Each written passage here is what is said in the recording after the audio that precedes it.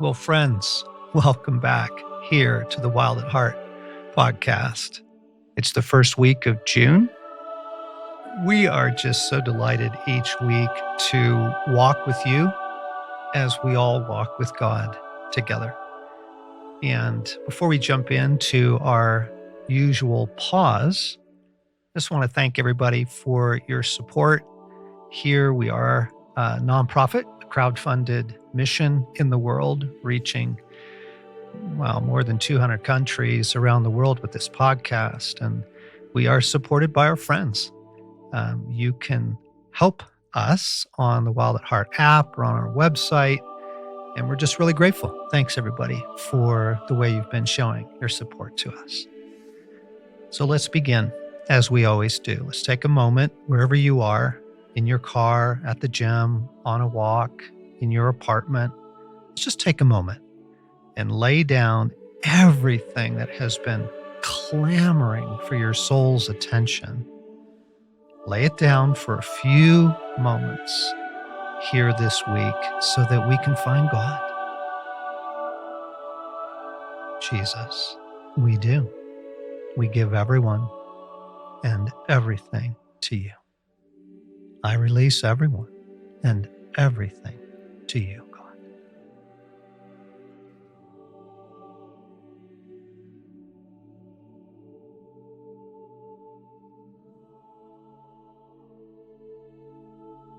And I pray that you would meet me here today. Father, Jesus, Holy Spirit, meet me here today and restore my life in you. Speak into my life. Bring me your love and your companionship. In Jesus' name, amen. Well, friends, Alan and I are in the studio this week because we've been reflecting on some stories that we share from the past. There's so much life that gets lived here at Wild at Heart in our life with God. So many lessons learned in the day to day. And one of our deep desires in creating the podcast was to share those with you. Say, hey, here's what we're learning. Here's what we're running into, Yes. in life, in marriage, in prayer, in the world, in, just all the things. So this week is actually born out of a conversation that's a couple years old now that goes back to a story, Alan, of yours when you were living through a kind of a bumpy, tempestuous period in the life of parenting older children. Right. And it always feels vulnerable when you go into stories with children because we want to protect their privacy and will, but also want to share kind of our journey as dads and what we're learning as parents. And so this one, John, yeah, it was a couple of years ago that it began, and yet it really feels as current as today because it's still playing out in fresh ways. But the way it began, uh, one of my sons, I was at a boot camp a couple of years ago, and it was in the middle of our event. And I got a phone call from Kelly, my wife, saying, hey, I need to talk to you about something going on with one of our kids. It's kind of the call you hope doesn't happen when you're at an event, especially and when you're on mission. But she quickly told me that one of our sons, who was 16 at the time, was no longer interested in a relationship with God, that he hadn't quit believing in God. He just didn't like God anymore because God wasn't answering his questions, wasn't responding to him or engaging with him. And he felt like he had been trying and just was done with it. And so wanted to leave the school that he was at, go from a Christian school that he had been in to a much larger secular school. And all of this just was like for me, a turning that we had not seen. In fact, when I left, he was talking about memorizing the book of James for a project and just for personal edification. And so it was this massive shift, John. And we finished our mission. I got home, was able to talk to him. and realize this isn't like just a weekend thing. Something bigger is going on here that is going to be a journey that we're on. And so we were trying to decide things for him and for us, but the immediate decision was it was the end of a school semester, and he, in the next week or so, had to know and get our permission to shift schools. And the shifting of schools felt like this massive long-term decision that Yeah. with big consequences. Yeah.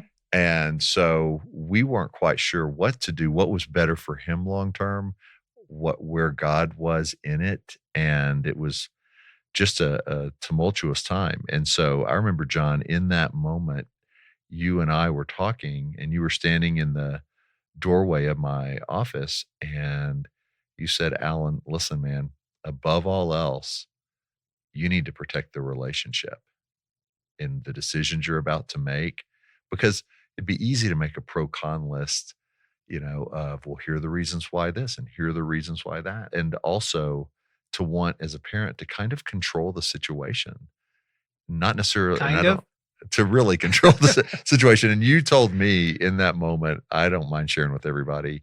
You said in a very kind way, but you said, Alan, sometimes, you can be a little controlling when it comes to trying to manage things with your family and kids in the way to you want to kind of steer something.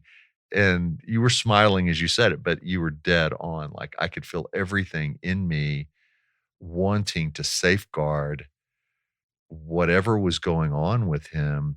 And the whole thought of, but if he stays in this Christian school, then God will actually, come through in different ways. And if he doesn't, maybe things will unravel faster. And yet knowing he's a junior at this time, he's 16 and he's midway through his junior year. And that is a choice I need to let him make with feedback and with, help. But that was the moment we were in when you first spoke those words to me, is protect the relationship. And so fast forward, Kelly and I, after prayer and after a lot of conversation, but it all had to happen within a day or two, decided, okay, we're going to let him do this. We toured the school with him. Wasn't very comforting on a human level. In fact, the one of the head people there that was giving us the tour was saying, they really have decided the best way that they can lead is to follow the kids' lead. And so they take their cues of how to teach and how to run the school by just listening to the students, and whatever they think is best, they're learning how to come alongside them. And we were like, oh no, this is going to be a disaster. But we felt like God was in it with us, and that this would be the best thing for the relationship. Because you were telling me, Alan, if you don't do this and somehow keep him in this other school, there's a really high likelihood he's going to get bitter, not only at you, but at God. And it's going to solidify a direction that you don't want things to go. And so that, John, was really a great moment, even though it was hard. There were so many unknowns. We didn't know any of the other students at the school, none of the parents that were going there. He didn't either. And so it was a world of unknowns that he was going into, yet we knew this was going to be best for the relationship for us to go into it together. And so we did. And I'm saying this now a year and a half later, and he's still in that school, about to graduate. And it has been a path that was full of more bumps and more unknowns. But the beautiful thing is the relationship held and actually grew stronger Mm, during that time. mm. Versus him getting so pissed at you for trying to, quote, "control my life," that he pushes further away, and you win the battle over whatever it is, the length of their hair, the hours that they get to come and go, their curfew time, or you can win the battle and lose the war by losing the relationship. That piece of advice came out of a really critical point in our life with one of our sons. And these are the teenage years that we're talking about right now. This isn't the 6-year-old years. These are the, young adults pushing the boundaries. Sam had done something that had just fried me. I think he's a senior in high school, and I'm coming downstairs to the basement where his room was, and I am ready to bring down the hammer. I mean, the long arm of the law is coming in, and I'm walking down the stairs, and I have enough wherewithal, thank the living God, to say, "Jesus, any instructions here?" And that's when he said to me, "John, protect the relationship." And that one piece of advice has been so huge for us over the years. Protect the relationship, because things that as a parent can feel so huge right now. If you just put yourself 10 years down the road and go, really? In 10 years, is this going to be a big deal? Yes. It's just not worth the relationship. It's not worth blowing up the relationship over, especially if they're navigating difficult decisions and maybe a whole host of poor decisions.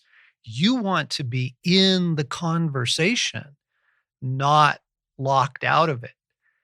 And Right. some friends of ours who listen to this podcast, so they'll recognize themselves in this story. Their son was a freshman in college, and he was caught up in a relationship with a young woman that they were not thrilled about. And she was like super codependent and very clingy. And she had actually followed him to this college and, Wow. yeah, Yeah. enrolled in school there simply because he was there. And it was one of those classic, first year of college relationships that feel so dramatic and so filled with implications. And they too wanted to bring the hammer down. They too wanted to really intervene. And obviously, for a college student, you have a lot less control over their decision making, and you should have a lot less control over their decision making. They're young adults; they're learning their way in the world. But we were chatting about the situation. I said, guys, you do not want to create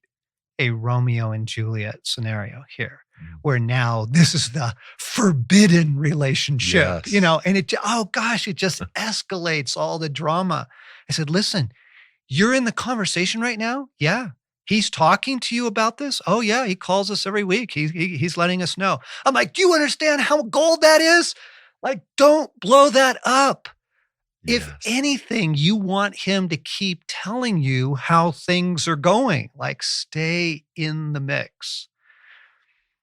Now, having said that, everybody, I know, I can already feel the bing, bing, bing, bing, bing, bing, bing. Oh, what about this scenario? And well, our son's only 10, but he's, or our daughter is with a friend that we're not sure. Okay, folks, I know. This could be a 12-part series on parenting. And you know what? We should probably do that series in the fall. Okay. And we'll get far more qualified parents than we are in here Yeah. to help us with that. That would be a good series to do. So, everybody, I understand what we're saying and what we're about to say raises a lot of questions, a lot of applications. Well, are you saying this applies to a 7-year-old? Are you saying, just hang with us here with a couple of the basic themes. So, one of the things that we wanted to say is the idea that to protect the relationship is one of those guiding principles that will really see you through a lot. Now, it doesn't answer everything. I know. And it's got applications around it we're gonna try and apply here in a moment. But if you are in the conversation, it is so much better than being outside the conversation. If you preserve the relationship so that 2 years from now, they're still talking to you as young adults who are, off on their own, or as middle school students who are embroiled in middle school drama, and they tell you what's going on because you're still in the relationship, man, that is gold. And there's something about us as parents, there's just this sabotage factor where we want to get in there and tell them what's what. Right. And we do have years of wisdom ahead of them. We do. I know. I know. Gang, do you know the number of times that I was in conversation with one of our young adult sons and they're processing a relationship or a career decision or something? And internally, I'm thinking, I am a trained therapist. Let me help you. Let me help you. But it wasn't mine in the moment. Like I had to let go of control, let go of input in order to protect the relationship long term so I could stay in the conversation. Now, our buddy Craig used to tell a story about this. Do you remember this, Alan? Oh, Oh absolutely. gosh, he would Yes. tell it at conferences in such a brilliant and hysterical way because Craig raised two beautiful, beautiful daughters who are remarkable women now. I mean, really, truly remarkable women with families of their own. But in their high school years, his younger daughter was a whirlwind. I mean, she was a lot to handle. And, Craig would stay up late at night, pacing the floor in the living room because she had blown her curfew. And he's ready to lower the hammer when she walks in the Yeah. door. And we're going to go back and pick up a story that I think he had with you. Right. It was a podcast from many years ago, but I asked him to retell that story and share it because it had had such a profound impact on me. I was moved to tears the first time I heard it, and I think the listeners will be too. I mean, I can remember there being certain young men who were hanging around, either dating or wanting to date one of our daughters. And inside, I'm going, oh, dear God, no. I mean, I didn't realize the Antichrist was disguised with zits and as a 16-year-old and just not wanting my daughter to even be around this guy.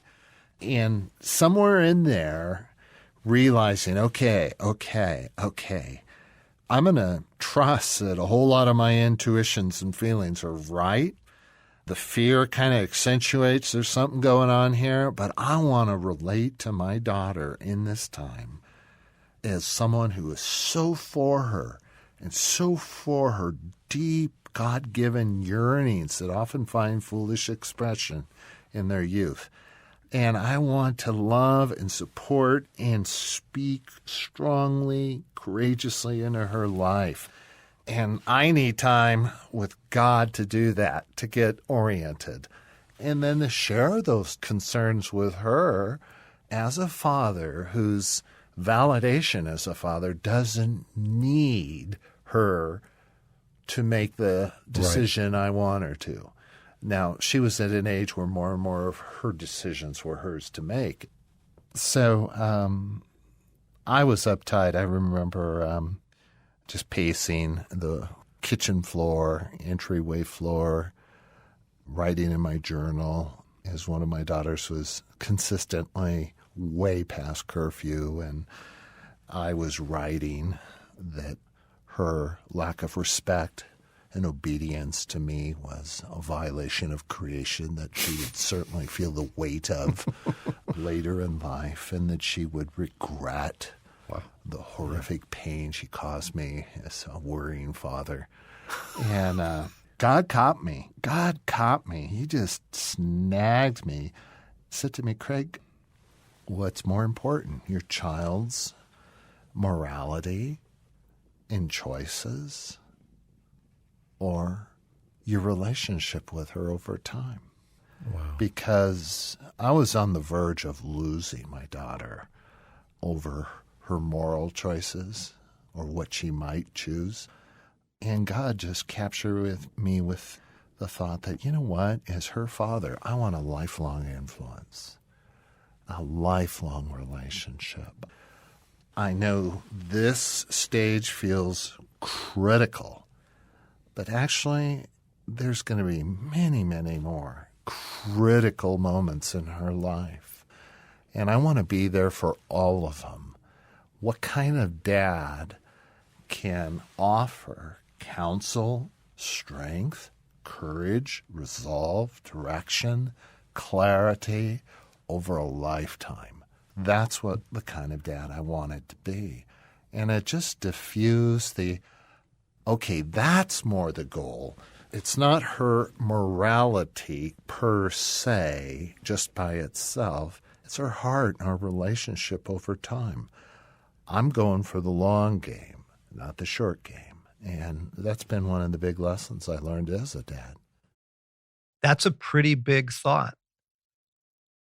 That's a pretty risky thought that God says to him, you're more concerned about her virginity than you are about her heart and soul and her relationship with you Yes. over time. Like that. Whoa, when the stakes feel high like that, Right. our reasoning goes, yes, yes, absolutely. On this matter, Mm-hmm. it is worth sabotaging everything over.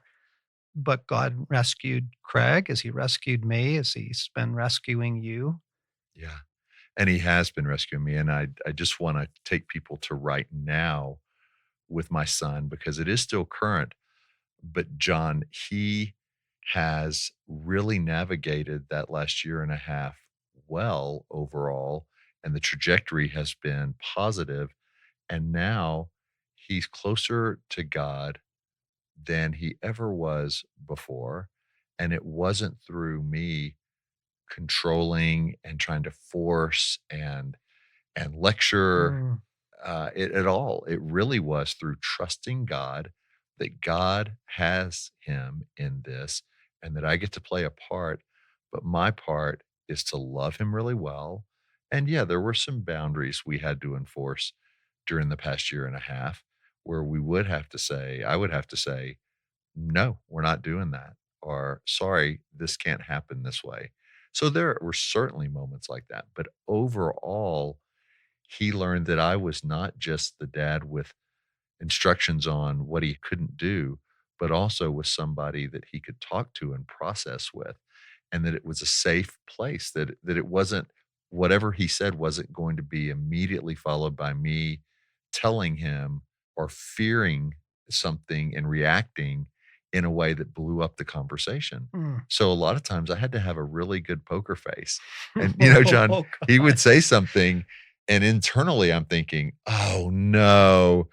But from my face and my tone, it would be like, "Huh, well, so tell me more." And it became, I think his defenses would go down because he thought, I know if I say this, my dad's gonna try to jump in. And instead he started to realize, actually, my dad's just listening and present. And so then that would allow him to go, but, I mean, I don't know, maybe that's not a great idea.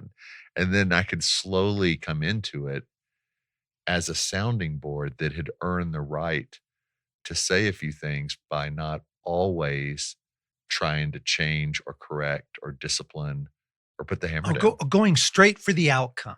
Right. We want to get quickly to the right outcome. And so we're going to control our way there and lose the relationship or lose respect or the right to be heard. Now, friends, I know,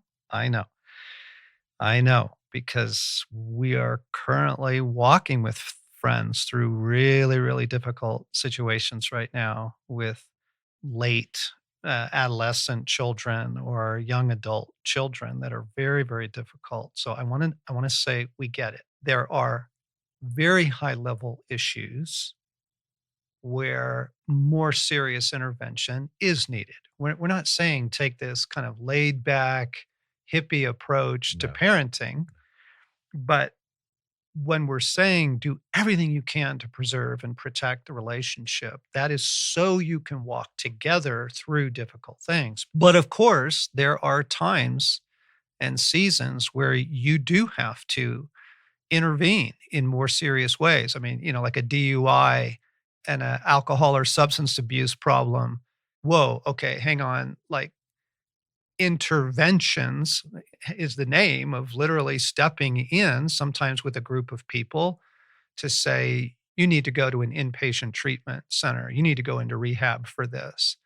and to stand in the way of someone in that situation with a clear substance abuse, alcoholism, DUIs, going on. Yes, of Yes. course. It's not just, hey, I don't want to jeopardize the relationship, so I'm not going to say anything. Right. There are times that risks have to be taken in the relationship. So we're not laying down some sort of law where protect the relationship is the only guiding principle. It's a very valuable one, but we're walking with people right now through some very, very hard scenarios. And there are risks that you have to take as well as a parent to say, this is not okay. Right, John. And I think also you have to protect the relationship, but you also have to protect the home that your other children are in, your wife is in. And so there are things that I believe are clear boundaries within our homes where we, as dads, should say, hey, look, we're not going to let this kind of movie play in our home, or we're not going to have these kind of people doing these kind of things in our home.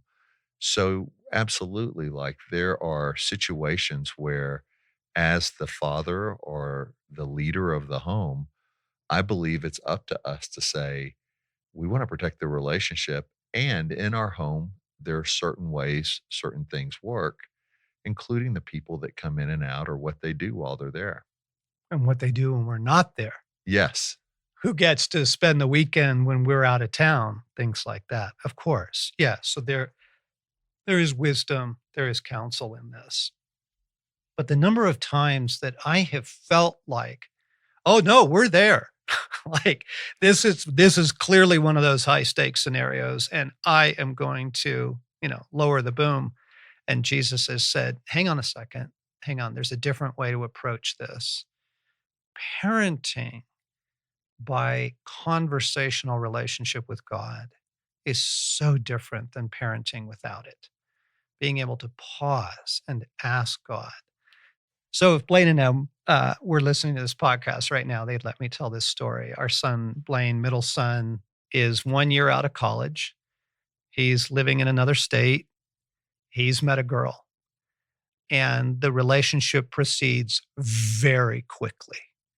And suddenly they're talking marriage, and we have never even met Oh, her. wow. Now, in our family culture, it was always a process culture. In other words, we process things out loud. Whoa, what's going on? What do you think about that? That kind of thing. Hey, Mhm. tell us what's up. You want the conversation. That's the whole idea of protect the relationship. Stay in the conversation. And so for this to suddenly happen without any conversation felt very wounding. It felt very betraying, of whoa, like that. These are marriage is a big decision, gang. Like, hang on, hang on. And we were flying up to meet her, and I was preparing my list. Well, what do you mean your list? Oh, my list of all of the wise reasons, all of the deep and insightful reasons they should, postpone this and take your time, because there was grad school involved, and he was actually leaving the country to go to grad school. They wanted to get married before he went so she could come with him. Oh, And we're wow. like, whoa, whoa, whoa, slow this down. You guys are on the bullet train here. And this just isn't wise. And I'm on the plane, and it was like going down the stairs into the basement. I pause and I ask Jesus, but is there anything you want to say? Because I got my list, and the plane is landing. And Jesus says, let it go and get on board. And Wow. I know, I'm like, Wow. what? How can you say that? That's madness. No. So we go out to dinner. We're in the restaurant, and we had laid out all of these reasons once before to them. And I said, guys, you've had some time to process some of the things we've said to you. Uh, what are you thinking? And they look at us, and they look at each other, and they look at us, and they say, we're getting married, and we're going to grad school out of the country. And it was in that moment that I realized, Jesus, okay, And it was just brilliant. I'm going to cry at this. Stacy reaches over the table, takes her hand. We just met that weekend. She reaches across the table, takes her hand, and she says, "Welcome to the family." I hail the waiter and order a bottle of champagne. And within 30 seconds, we are raising glasses together and toasting Whoa. to their future. Now, I know, like, Yeah. that feels like contravening all premarital counseling, all of the years of experience of people. I know. But God was in it, and they have a phenomenal marriage. And here's the thing that happened. Because we took that posture, thank you, God.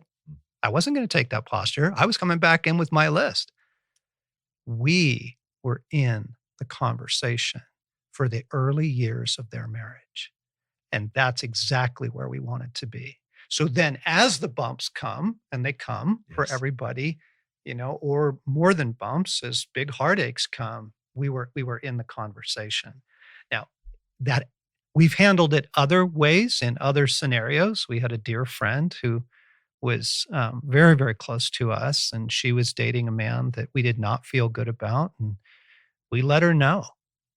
I mean, we didn't just tiptoe around the issue. We raised our concerns. Okay. So again, it's this Yeah, balance yeah. of protect the relationship, but yes, there are times you risk the relationship in order to say what you're thinking For the relationship. for it and for their well-being. Yes.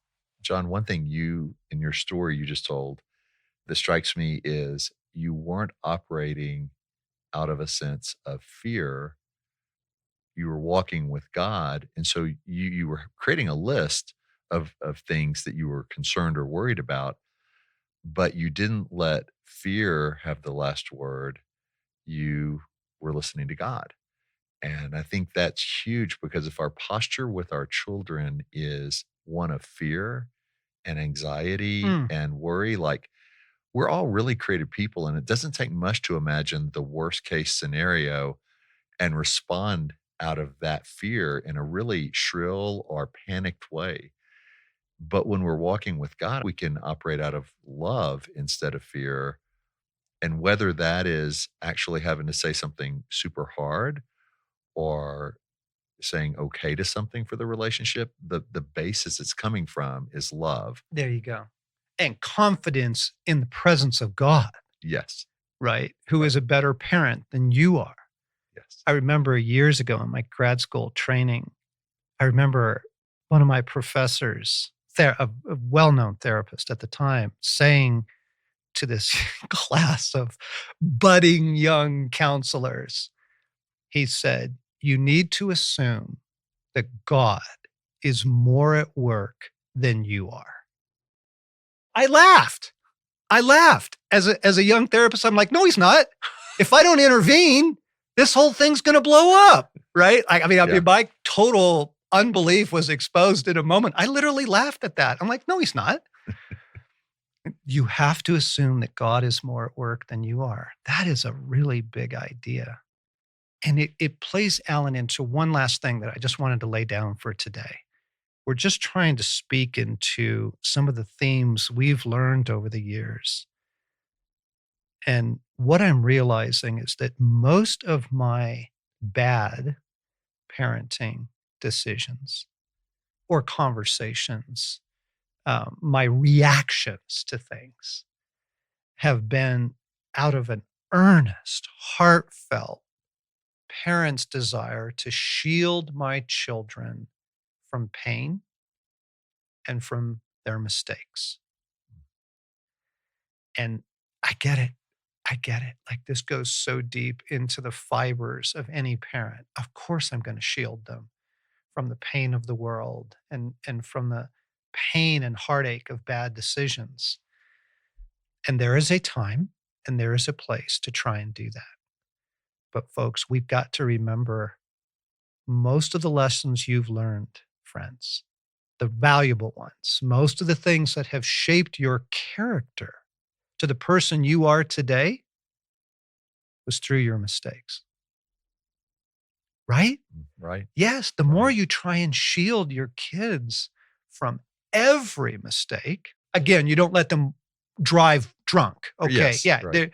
there are boundaries, but I'm just saying there is this profound longing, heartache, loving desire to shield our kids from pain and from their mistakes that causes us to become more and more controlling and trying to control the atmosphere. I mean, the truth was that in your son's case, that Christian school was killing him Yes. and he had to get out. Yes. In the moment, to you, it looked like, oh no, this was the story we set up for his well being. Right. And a lot of unknowns if he left, what was going to happen, right? Yeah. John, my other son, real quick, I just wanted to tell you to your point about we want to protect and we want to control. And so he was leaving the state after high school to go to another state for his next years. And everything in me was trying to tell him these things. And he was meeting with Bart and with all these people, from the outpost and friends. And finally, he looked at me. We were in the parking lot, and I'll never forget this. And he said, Dad, you're trying to help so much. And all these people are giving me the advice of what they learned. But as I become a man, I don't want people later in life when they ask me about my story and why I did or didn't do something to say, well, because I had a journal of advice from my dad and other people, and they said that they did something wrong and learned or did something and did wish they hadn't, but I didn't do anything. I just had a journal of other people's input because I've got to live my life. I want to make smart decisions, but I'm going to mess up. And I want you to be okay with that. And it was really true what he was saying, but it was hard because everything in a dad or a parent is, no, no, no, I can save you that pain. I can save you all those things from what I learned from doing it or not doing it. I lived my life out of a book of advice from other people, but I never lived my life. That's a horrible story. So the compulsion to shield our kids from pain, to shield them from consequences. There are things I wish I could go back and do over now.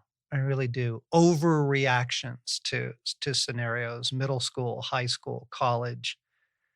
I remember one of our sons got busted at a Christian college for smoking on campus. I mean, can you believe it? Like, how utterly lame is that? And when he told me the story, I just laughed. And I laughed for two reasons. One, because it was a funny story, but also I wanted him to keep telling me the stories. Yes. So tell me the story about the party next weekend and tell me the story about the girl you met, right? Like, Right. to the degree that you can, you protect the relationship. This is true of friendships. This is true of your life with God, right? To do everything you can to protect the relationship and to not live in fear, right? Now, friends, I know. I'm thinking of dear friends of my own right now who are going to say, yeah, but you don't know the scenario we're living through. And I don't. Alan and I don't. And there are really, really complicated stories going on right now because we live in a very complicated world with questions of gender and sexuality and questions of faith and God and media and technology and all of it. I know. I know. The book that I will never be able to write is the book on parenting adult children. You'll notice there's very few of those books in the world. And the reason is those aren't my stories to tell. I can't start telling more significant stories on the young adults in my life, right? But there is God. You have God. You have God. And parenting with conversational relationship with Jesus, asking God is so different than parenting without him. Jesus, what do you think? We're about to react to this. Lord, catch us. Or, Lord, this looks like a really bad friend. This looks like a really bad school or a scenario. We don't understand their moods right now. Is what's going on? Is this a phase, Lord? Is this something that maybe needs a therapist involved? God will meet you. He will. He will guide you. And that's where we're going to leave this for now.